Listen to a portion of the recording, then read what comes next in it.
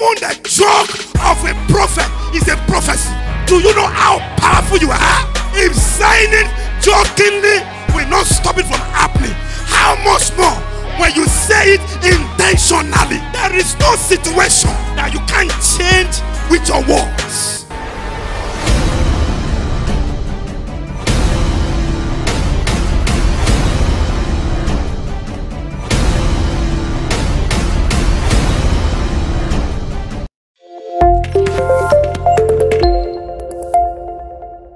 Changing your word by your words, part 2. And that's going to lead to the first statement I will make, that the enemy uses situation to talk to you. So you must learn how to respond back with the right words. And seeing from afar a fig tree having leaves, he went to see if perhaps he will find something on it. When he came to it, he found nothing but leaves, for it was not the season for leaves, for figs. Then the next thing that I saw shook me to the marrow. Bible said, in response, Jesus said to it. I want to ask you a question. Why will Jesus respond to something? You don't answer somebody who is not asking you questions.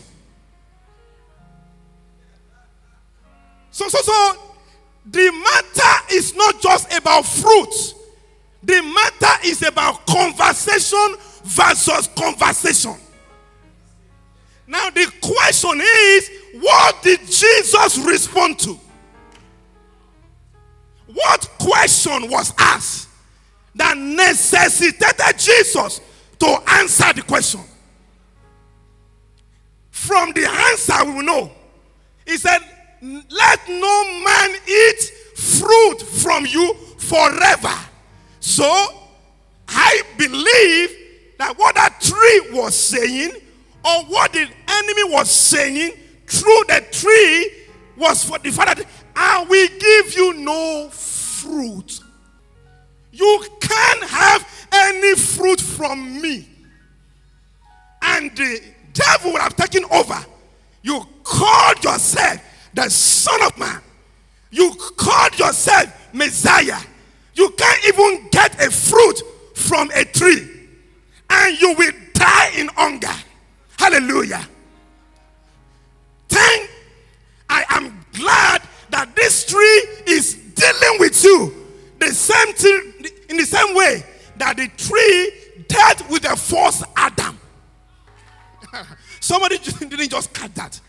Because what finished the first Adam has to do with the tree. The tree of the knowledge of good and evil. So this tree wanted to do the same thing. Hallelujah. But instead of the first Adam that went into negotiation, conversation about the tree with the enemy, Jesus said, I'm the last Adam. I'm going to respond to you. I'm going to rebuke you. I'm going to stop your voice. Hallelujah. And nobody. Now because the first Adam did not deal with you, so I'm the last Adam. Now every other person after the first Adam ate of the evil that started with the first Adam. Because the first Adam did not respond. Hallelujah. My God. I came here to wake up people that will respond on behalf of the generation, on behalf of the family, on behalf of the lineage. So, the enemy will always use situation to talk to you. Let me bring it home. Hallelujah. How can I forget? Days I'll be driving in my Sienna car. And the car will be talking to me. Look at you. You call yourself a pastor. You are preaching the gospel, preaching powerful message, teaching people the word. And look at the car you are using. This will be the best car you will ever use. You can't even put window. You are using nylon to cover your window. Look at you. Hallelujah. But because I know how the game should be played, that never go back home to go and bring response. I love what your right people used to say. I am not a child that goes back home to go and get a response, reply from my parents. Because that is what some children do. You mess up with Sukomi, you abuse Sukomi, Sukomi will be crying. I will tell my daddy for you. I will tell my mommy for you. So Sukomi will go and meet daddy and mommy. Do you know what Ade did to me? He abused me. He said I'm too short. Mommy, am I too short? Mommy will not say, no, you are okay. You are not too short. I'm not too short, okay. The second day, Ade, my mommy said I am not too short. So now I'm telling you, I'm not that kind of child. Hallelujah. I will give it right on the spot. Hallelujah.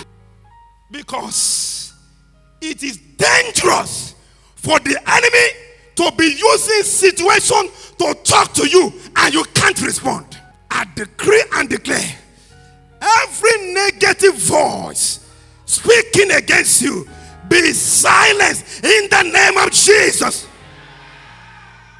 That voice telling you that you will die early, I rebuke that voice in the name of Jesus. That voice telling you nobody likes you, nobody believes in you, nobody will ever support you, I silence that voice in the name of Jesus. As I'm speaking right now, I expect people to be praying in tongues, be responding.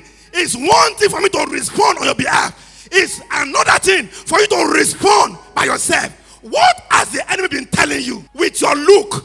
Anytime you stand at the mirror, what is the enemy telling you? You are too ugly. You are too short. You are too fat. This is the time to open your mouth and say, Satan, I command you to shut up your dirty mouth. Someone say respond. Someone say respond. Now, he must have talked to the first Adam in my family, my grandfather, my great-grandfather, and they had no response. But I have response for the enemy. I came this morning as a spokesman for a family, for a lineage, for a generation. What silence your father will not silence you. In the name of Jesus, the victory that your father bowed for, you will crush it. You will destroy it. In the name of Jesus, I command the victory of poverty to wither from the root. In the name of Jesus. He said, no weapon formed against you shall prosper. He said, every tongue that rises up against you in judgment shall be condemned. If you don't condemn it, nobody will condemn it. Why do we have so much depth in Nigeria? Because we have spoken so much verse with our mouth.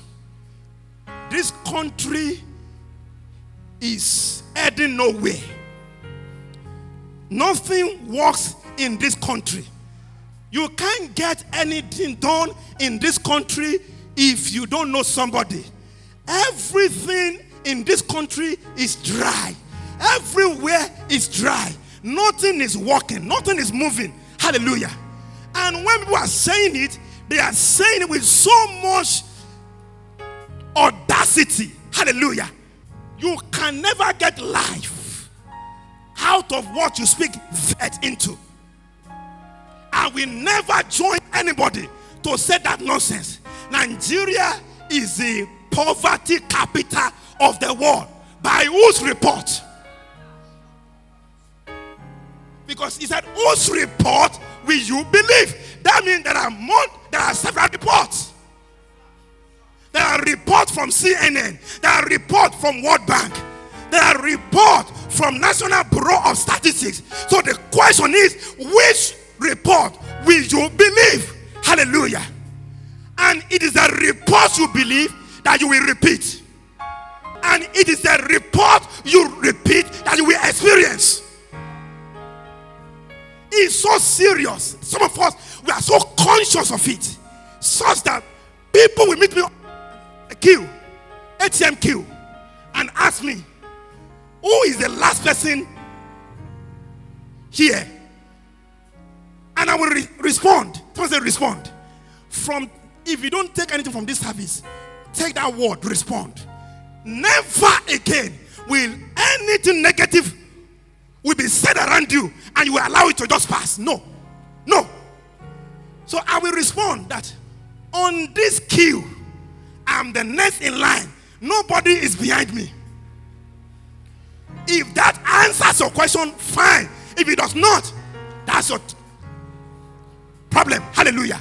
But for me to use my mouth to say I'm the never, because this law does not differentiate intention between mistake. Even if you say it mistakenly, it will still happen.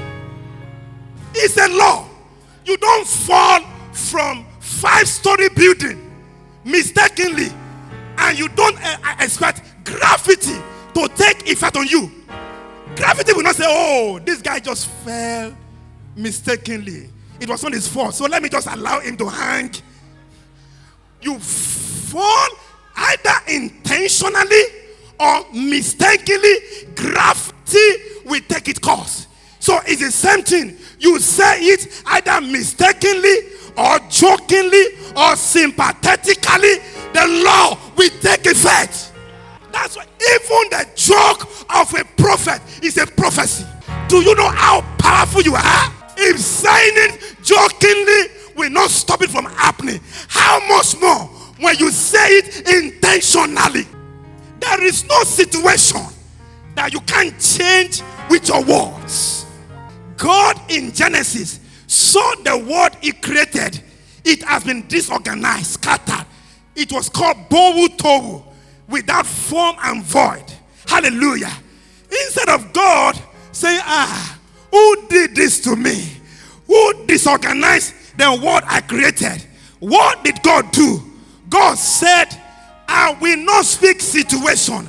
I will speak revelation. God did not describe the situation. He only speaks revelation to the situation. You don't speak what you see. You speak what you want to see. There is no situation too difficult for words to change. Ezekiel went to the valley. He saw himself in the middle of valley. As if that was not enough, he was surrounded by dry bone. I would say there were very many. They were very dry.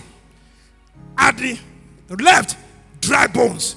At the right, dry bones. At the front, dry bones. At the back, dry bones. And they were very dry. For a living person to be in a valley, that's a problem. Because nobody will see you. How much more when very dry bones are now in the valley? I want to show you how powerful words are in changing situation. For that entity to become bone, that means it was once a living being. But it died, it decayed, the flesh went out, and of course, the flesh dried up until what was left was bone. The bone now dried. Not only that, the bones became very dry. What is the hope of that situation? That's why God asked Ezekiel, can this kind of dry bone live? Ezekiel said, in our realm. I don't have answer to that. Hallelujah. God said, I'm going to teach you a lesson. I'm going to teach you how I dealt with my dry bone in Genesis. When I met with dry bone, I spoke to my dry bone. I spoke life to my dry bone. If you will do what I do, he said, be ye imitators of God. Hallelujah. How do we imitate God? God will always speak life into death, called light out of darkness. To be like God, you don't repeat darkness, you speak light to darkness. So God said to Ezekiel, he said, prophesy.